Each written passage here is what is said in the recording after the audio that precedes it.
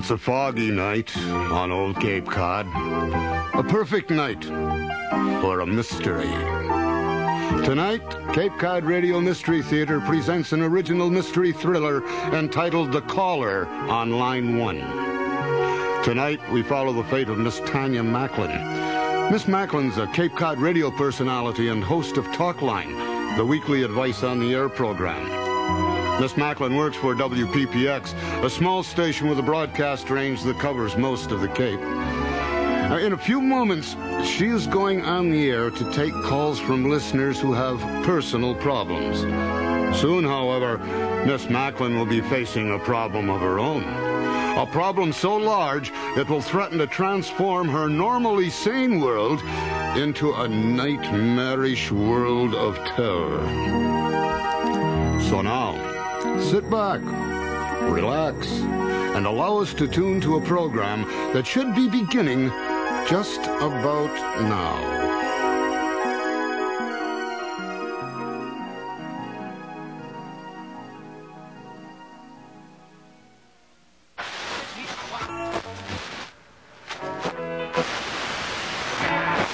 This is WPPX, the voice of Cape Cod. Stay tuned now for Talkline. Hello, hope you're having a good evening and welcome to Talkline. I'm your host, Tanya Macklin, and for the next hour, well, if you don't feel like going to bed just yet and you're in the mood for some company, we invite you to listen in or call in.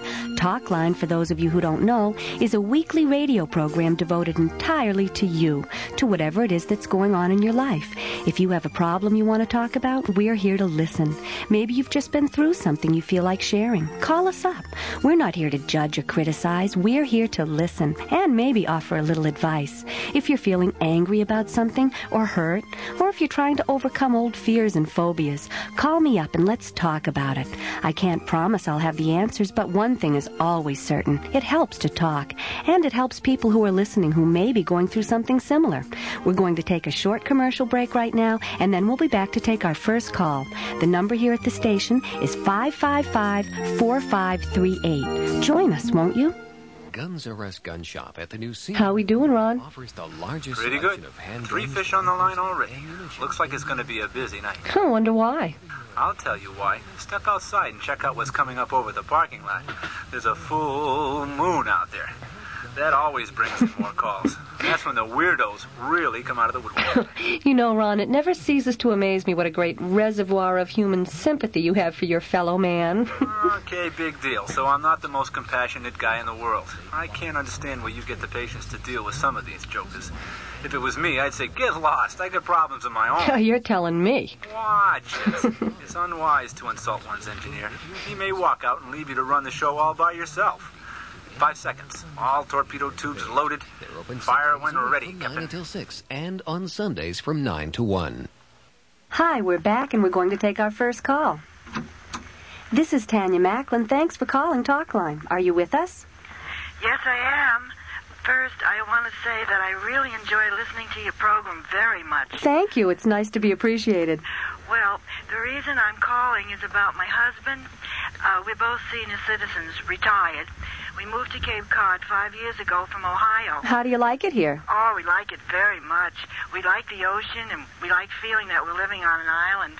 I know Cape Cod really isn't an island. Oh, it's pretty darn close. Well, yes, and if you consider the Cape Cod Canal, I suppose you could say it is. Anyway, the reason I'm calling is about my husband. I found out just yesterday that a woman, a widow, who lives down the block from us, attended the same high school as my husband did. In fact, they were in the same class together. She's lived here for almost a year, and I know my husband has seen her because we've talked about her. And yet, not once, ever has he mentioned to me they were classmates. Oh, you think there's something suspicious about that? Well, yes, I do. I mean, I can't think of any other reason that he'd want to hide it from me. How did you happen to find out?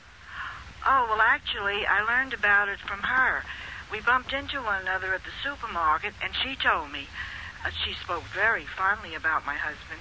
She even implied that at one time they shared a romantic interest. Oh, I just can't imagine why in the world he'd want to keep something like that a secret from me unless, well, I can think of another reason. He may not remember her. I graduated from high school, it must be 10 years ago, and I'm sure if you asked me now, I couldn't remember everybody that was in my class. Well, yes, but if there was a romantic interest... You don't know that. It may have been one-sided. Maybe she had a crush on him and he didn't even know she existed. Well, I suppose I could explain it. Another possibility may be that your husband decided not to tell you because he didn't want you to feel threatened knowing an old flame of his was living in the neighborhood. Well, what do you think I should do? Should I just ignore it? Oh, no. I think it's definitely preying too much on your mind. I think you've got to find out. And I think the best way is to simply ask your husband. Well, I suppose you're right. I'm sure I would feel better. But, oh, dear, now I don't know what to do. Why is that? Well, because if he really doesn't remember who she is, if I remind him, it just might rekindle an old relationship. Well, look at it this way. Would you rather he found out from you or from her? Chances are he's going to find out sooner or later anyway. You're probably right. Still, I'm going to have to think about this. Okay, but don't wait too long. It's not worth stewing over. Who knows, the three of you may end up becoming good friends. I suppose so. Anyway, I wish you luck. I think you'll find it'll all turn out for the best. Think so? Okay, well, thank you. And thank you for calling. Hello, you're on Talkline. Welcome to the show. To whom am I speaking? Tanya Macklin. Tanya. That's a pretty name. But shouldn't it be Tanya? Isn't that the way it's supposed to be pronounced? Well, some people say Tanya, some people say Tanya. I like Tanya better. Tanya is too strong for you. It doesn't match your voice. You mind if I call you Tanya? No, go right ahead. Thank you. Okay, now that we've got that little point settled, is there something else you wanted to talk about? Well, yes, there is. I have a problem that's been bothering me. That's the reason I'm calling. What sort of problem? It's not a problem, really. I seem to have trouble making friends. I don't know why. I just moved down here not very long ago. And it seems whenever I meet someone and try to get to know them, they close up. Sometimes I think it's me, but sometimes I think it must be them. I can't understand why people on Cape Cod are so standoffish. I wouldn't say they're more standoffish here than anywhere else, but I think you should keep in mind making friends has never been an easy thing to do. A lot of people have the idea it's supposed to be easy, and sometimes they think there's something wrong with them when they don't make friends right away. It isn't easy. It never has been. It's hard, and it takes patience, and it takes time, especially if you've just moved into an area. I understand that. But it seems to me most people won't even give you a chance. Well, it may be that you're trying too hard. That can work against you. When it comes to making friends, you have to let it happen, not try to make it happen. Do you know what I mean? Yes. You know, you sound like someone I could be friends with. Well, that's nice of you to say. I'm sure we could be. However, you have to remember that friendships are relationships, and relationships have to start slowly and grow at their own pace. If people close up when you meet them, it may be you're forcing it, trying to make the relationship become too much too soon. That could be your problem. I don't see it as a problem. I never said I had a problem. I am merely saying that most people you meet are not willing to give anything back, no matter how nice you try to be. They're like busted vending machines. You put 50 cents in, and it keeps giving it back to you over and over and over. And sometimes you feel like just taking your fist and smashing it. Yes, I know what you mean. It can be very frustrating. That's right. For example, just the other day I was driving Route 28, and I stopped for a hitchhiker. And he said he was going to Provincetown. I wasn't going that far, but I said I would take him there anyway. I tried several times to start up a conversation, but he just clammed up. He just sat there. Yes, but in a situation like that, he might have been really nervous. Some hitchhikers are friendly, others are wary and like to keep their distance. It's understandable. It's certainly not a very relaxed atmosphere in which to try to get to know someone. Well, we drove as far as Hyannis. And when I stopped for a light, he suddenly jerked open the car door and he jumped out. He did? That's right, he just took off. Well, that is unusual. You weren't driving wildly or too fast. Never. I'm always a careful driver. Maybe it was his first time. Maybe he was nervous and just didn't feel comfortable. You didn't do anything. I told you I didn't do a thing. Oh, then he was probably very uptight. I wouldn't worry about it. Actually, he's lucky he got out when he did. In another few minutes, I would have noticed the shadows. What shadows? He had them tucked away out of sight. That's how he was able to trick me into stopping in the first place. They were hidden in his clothes, in the pockets, in the creases. When I stopped the car and he jumped out, I saw them escaping, flying out. And when I looked back and saw him in the rearview mirror, he was covered with them. Of course, if I had seen them to begin with, I would not have tried to pick him up. I would have just run him down. I see. Well, look, I'm going to stop you here. Why? Because I don't think it's a good idea for us to continue this conversation. Why not? Because I think you need to talk about this with someone who can help you sort it out. I don't think we should try to do it over the phone. I'd like to give you a number to call. It's a place right here on the Cape. What is it? A clinic. They have people there who'll sit down and talk with you as long as you want. They're professionals, and they're excellent, believe me. Professionals. I know all about professionals.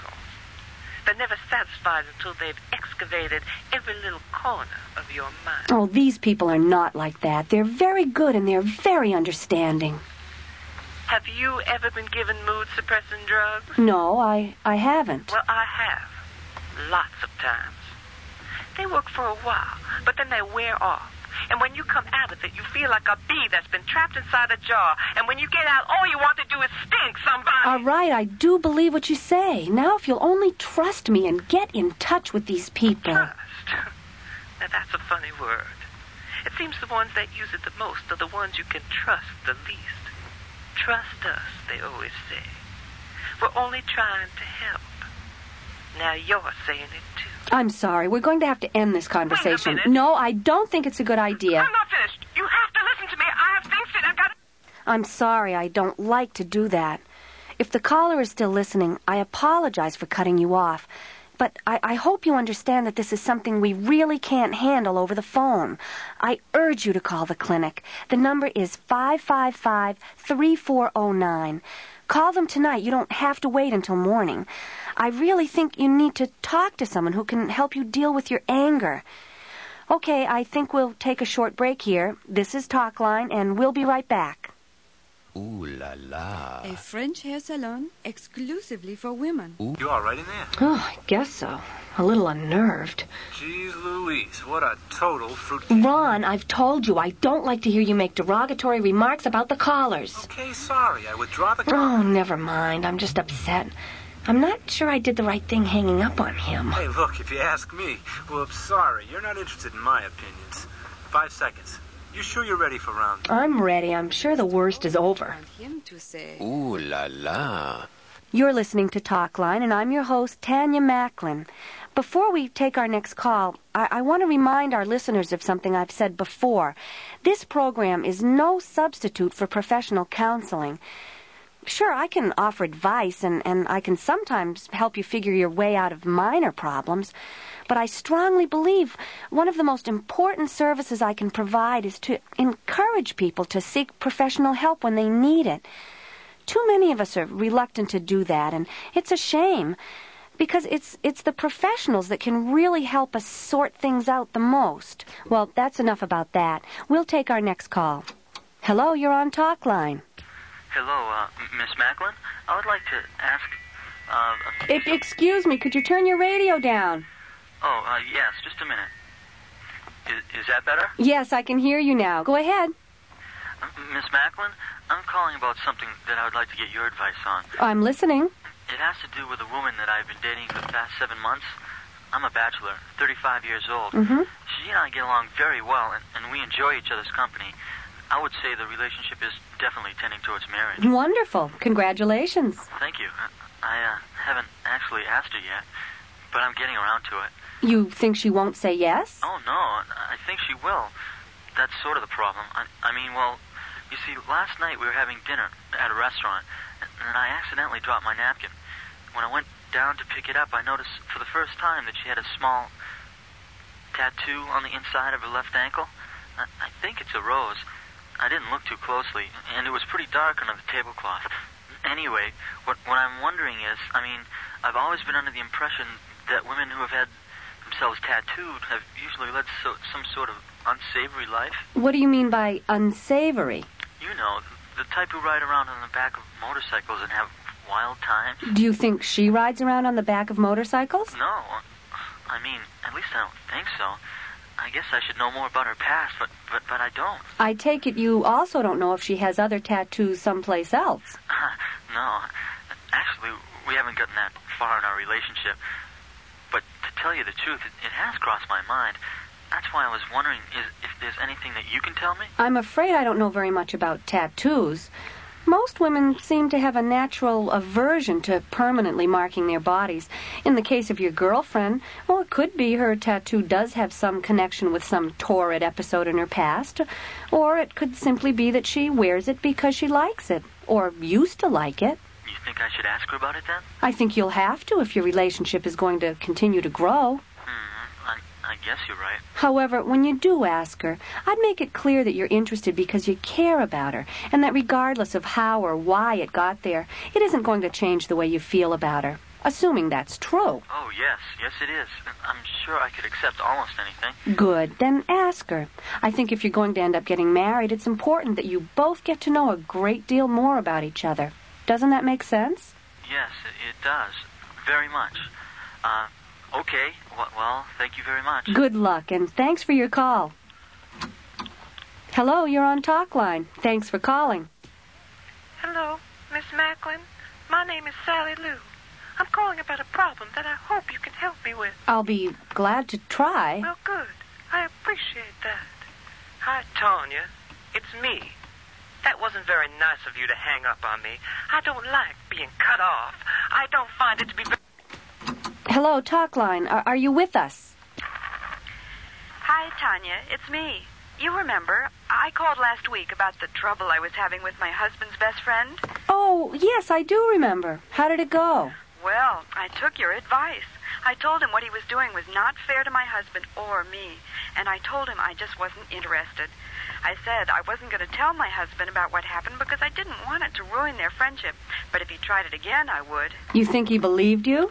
Well, so far it's working, although it's only been a week. I've also learned to keep that door locked whenever I'm undressing. Good idea. You know, Tanya, it's not that he's bad, and I know he'd never do anything intentionally to hurt my husband's feelings. It's just that, with him living there... It's called proximity. What? Closeness.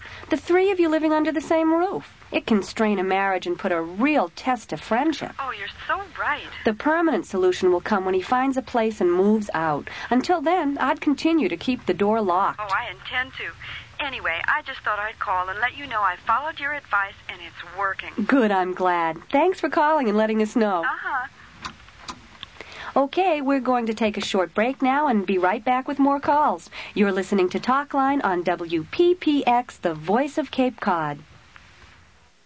Thinking of remodeling? Thinking of doing it yourself? Before you Hey, take Tanya, I'm sorry. I didn't know it was the same guy calling back. Me neither. He had us both fooled.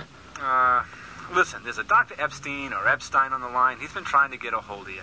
He says it's urgent, but he can't talk to you on the air. I told him to call back after the show, but he says it can't wait. You want to take it, or should I tell him to get lost? No, I'll take it. Which line is it? Line 4. Tanya Macklin. Ms. Macklin, thank God I got through to you. My name is David Epstein. I'm a psychiatrist. Ms. Macklin, the man you spoke with on the radio is an escapee from Bridgewater State Hospital. What? His name is Dennis Luckhurst. He is a psychopath. He is extremely dangerous. He was committed to Bridgewater after being found criminally insane for the murder of a school teacher in Framingham. 10 days ago, he escaped. He killed a guard and critically injured another man getting away. He stole a car. So far, the authorities have been unable to locate him. But are you sure it's him? Positive. I'm one of the psychiatrists who was treating him at the hospital. My wife and I have a home in Sandwich here on the Cape. I happened to be listening to your program when I heard him call in. I tried to get in touch with you immediately. I told your engineer it was urgent. I was afraid he wasn't going to let me speak to you. I'm sorry, but what is it you want me to do? Help me find him. We've got to locate him so the police can pick him up. Just a minute, Doctor. Excuse me. Ron, how much time? 5 seconds. I'll need more. Go to another commercial. What's going on? I can't explain now. Just do it. Okay, but your fans out there aren't going to like it. Okay, Doctor, I'm back. Miss Macklin, First of all, can you tell me what is your station's broadcast range? How far does it go? We cover just about all the Cape, Provincetown, and as far west as Sandwich. The signal fades almost as soon as you cross over the canal. That means if he is listening, he must be somewhere on the Cape. That helps, but it's not good enough. We have to narrow it down. You're going to have to talk to him again. But how can I? He's probably still listening. Go back on the air and invite him to call in again. Apologize. Say you're sorry. Say anything. Just get him to pick up the phone and call you. But, Doctor, if he calls, what do I say? 3 seconds, Tanya. It doesn't matter. Say anything. Just keep him on the line. As soon as we hang up, I'll call the police. I'll instruct them to monitor your broadcast. If he calls back, they will trace the call, but you must keep him on the line. Okay, I'll try. I'll do my best. Seconds. Good luck. And Miss Macklin, please be careful. Ron, listen, I don't have time to explain. If that guy calls back, you know the one I mean? Don't cut him off. I have to talk to him. If I'm on another call, signal me through the glass and I'll take it. What's going on? I'll tell you later. Just do it, okay? You're the boss. 3 seconds. 2, 1. This is Tanya Macklin, and you're listening to Talkline. Before we take our next call, I'd like to say something to the gentleman who called in earlier. I want to apologize for cutting you off. That was rude, and it was my fault. I obviously didn't give you a chance to say everything you needed to say.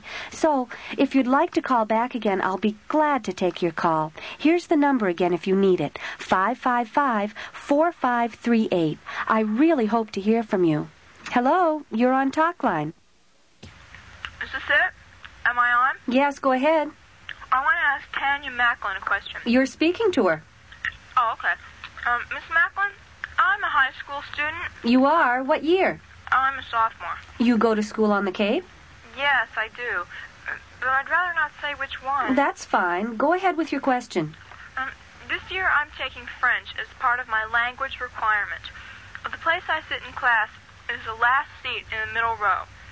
There's this boy who sits beside me in the next row over, and every time we have a quiz or a test, he always has his book open on the floor, and he copies his answers. He cheats. Yeah, he does. You're trying to decide whether or not you should let him get away with it?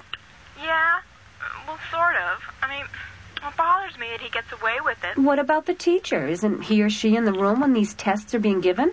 Yeah, he is. But he writes the test questions on the board, and then he sits down at his desk and buries his head in a book. He hardly ever looks up. So, in other words, you don't feel he should be allowed to get away with cheating, but you also don't feel good about being a snitch and telling the teacher. That's right. So, what do you think I should do? Why don't you try this? Next time you have a test, lean over and whisper to him to close his book. That way, you'll let him know that you don't appreciate him cheating, and chances are he will close his book because he won't want to risk getting caught by the teacher. Of course, he won't be grateful to you for butting in, but at least he'll have to respect you a little for not turning him in even though you could have. Does that sound like a good plan? I guess so. Do you think it'll work? I don't know. Probably. Can I ask you something else? Sure, go ahead. No, wait a minute. No, I think I better go on to the next caller. I hope I answered your question. Thanks for calling. This is Tanya Macklin. You're on Talkline. Hello, Tanya? Oh, hi, I'm glad you called back. You are? Now that's odd. You cut me off twice already. I know, and I'm sorry. I apologize. I promise I won't do it again. Guess where I'm calling from now? I don't know. I think I hear some cars in the background. I'm in a phone booth. Since my last call, I've been out driving around. But don't worry. I've been listening to you on the car radio. Oh, you have a radio in your car? That's correct. What kind of car is it? Why do you want to know? Oh, no reason. I was just curious. Well, it's not my car anyway. I'm borrowing it from a friend. Oh, well, never mind. Let's see. Before you were starting to tell me about shadows. That was fascinating. I wonder, could you explain a little more? I'm not sure I completely understand what you mean. It's like that fellow who called in about his girlfriend. He peeked under the table and saw the tattoo on her ankle. You should have told him to make sure it wasn't a shadow. That's where he's got to be careful. Because if it's a shadow, and she has one down there, she's probably crawling with them up above. Oh, really? You see, That's something I wasn't aware of. That's interesting. Please deposit 5 cents for the next 3 minutes. Look, why don't you give me your number and let me call you back? That way you won't have to... I have the money. Now, let's see. What are we talking about? Oh, yes. Shadows. You see, it's not simply a question of good or bad or right or wrong. It's more a question of good and evil. Some people don't believe it, but there are definitely shadowy people that we pass by on the street every day. Now, I'm not suggesting they are pure Satans, but there are definitely people whose lives are controlled by evil thoughts. Listen, Dennis, are you sure it wouldn't be better if I called you back? What? What did you say? I asked if I could call you back. No. You called me Dennis. Oh, I don't think I did I? Yes, you did. I heard you say it. Oh, but how could I? I mean, you haven't told me your name. That's correct. So how could you know? Well, I guess you must have mentioned it when you called earlier. No, I didn't. I never told you my name. Well, you must have. How else would I know? That's right. How else could you? Unless... Oh, I hear it now. The hissing. What do you mean? I should learn to be more careful. You almost had me fooled. I thought, she's not like the others. But you are, aren't you? No, I'm not. Oh, yes, I can hear them now, very clearly. There are shadows clinging to every word you say. Dennis, please listen to me. I only want to talk to you. Oh, no, we are finished. That's done. You've done enough damage already. Oh, please, Dennis, don't hang up. Let me ask you just one more thing. It's my turn to hang up on you. Goodbye, Tanya. It was nice talking to you. Oh, wait, please. We're going to take a break now. This is Talkline. Close your eyes and sail away. Tanya, what the hell's going on? Who are you talking to? His name is Dennis Luckhurst. He's an escapee from a mental ward. I was supposed to keep him on the line long enough for the police to trace the call.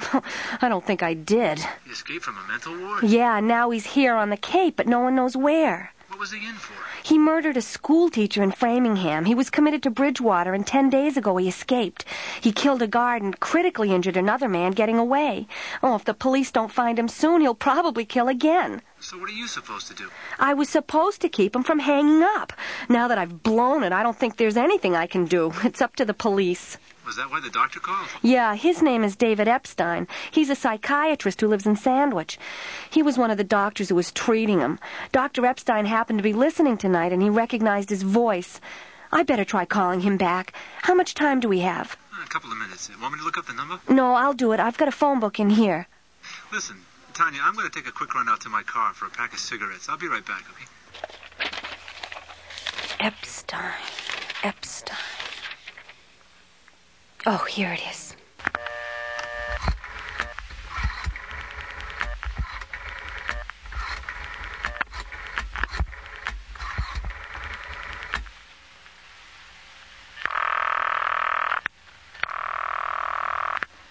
Oh, please answer. Oh, come on, I don't have much time.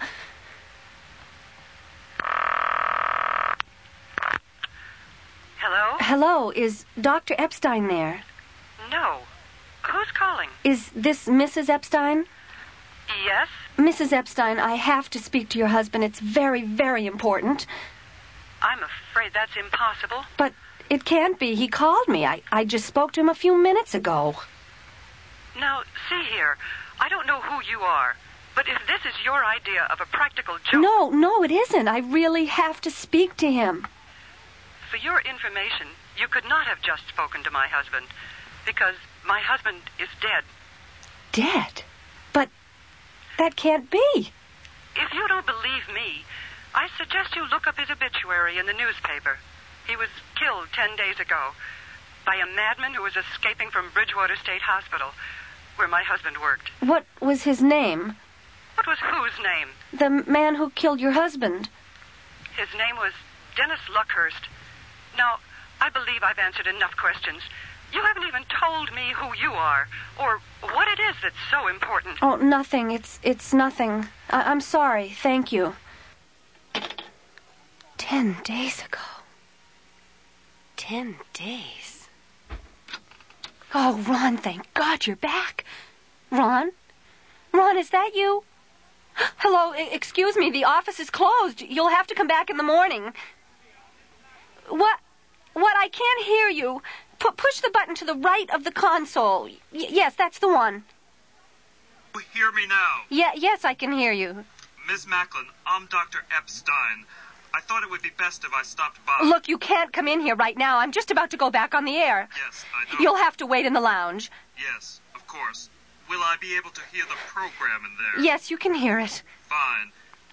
You know, you don't look very much like I expected you to look. Of course, you're very attractive. Dr. Epstein? Yes? You didn't see anyone outside as you were coming in? No. When I drove up, the parking lot was completely empty. Oh, I see. Miss Macklin, I believe your commercial has ended. Yes, thank you. Could you just wait in the lounge? We're back now. I'm Tanya Macklin, and you're listening to Talkline. This is WPPX you're listening to. Our station is located at number 4 Seagull Lane. I don't know how many of our listeners have ever stopped by the station before. It's really a lovely spot, just 1.5 miles off Route 28 on Seagull Lane. I think before we go on and take our next call, I should explain something. The man I was talking to on the air just before the last commercial is mentally ill. You see, Dr. Epstein, a psychiatrist, asked me to try to help locate this man because he escaped from a mental institution and he needs help desperately. You see, we know this man is here on the Cape and we're just trying to find him before he accidentally hurt someone. So anyway, what I'd like to ask you to do if you're listening right now is to pick up your telephone and call the Yarmouth police. Ask them to come by the station at number 4 Seagull Lane. What are you doing? Ask them to come right away, please. Tell them to hurry. Tell them it's an emergency. He's here right now. He's trying to get in. Help me. Oh, no, please, go away. He's coming in. Tanya, you didn't open the door.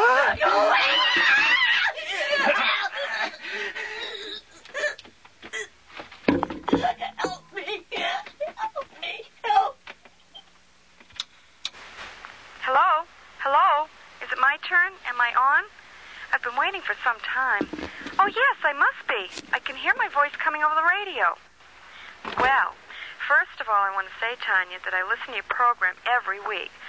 Ordinarily, I'd never think of calling in myself. I'm just not the type. But something happened that made me think I should get your advice. I had a group of ladies over to play bridge. You see, we always play bridge on the first Wednesday of every month.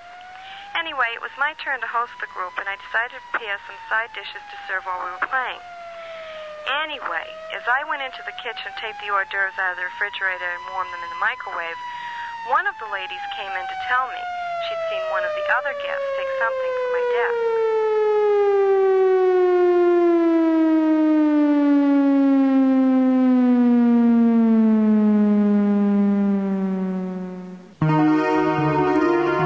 You have been listening to Cape Cod Radio Mystery Theater's presentation of The Caller on Line 1.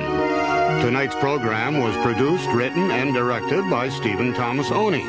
Engineered by John Todd, with sound effects by Scott Dickey, and original music composed by Mark Birmingham. The actors in tonight's play: Lainey Davis as Tanya Macklin, Kevin Groppe was Dennis Luckhurst, John Todd played the engineer, Grace Biggers, caller number 1, Dave Margulis, the man with a tattooed girlfriend, Debbie Oney, the woman who keeps her door locked, Patience Martin, the high school student and telephone operator, Lee Olive as Mrs. Epstein, Gene Todd, the final caller, and Frank Mitchell and Debbie Oney, background commercials. The show was recorded at HT Recording Studio and is copyrighted by Stephen Thomas Oney. All rights, including rights for broadcast and reproduction, are reserved. One final announcement. 2 job openings are now available for an experienced radio engineer and talk show host. Those interested may apply at WPPX. The pay is good, but job security is not guaranteed. This is Floyd Pratt wishing you a pleasant evening and inviting you to tune in again when the fog rolls in on another chapter of Cape Cod Radio Mystery Theater.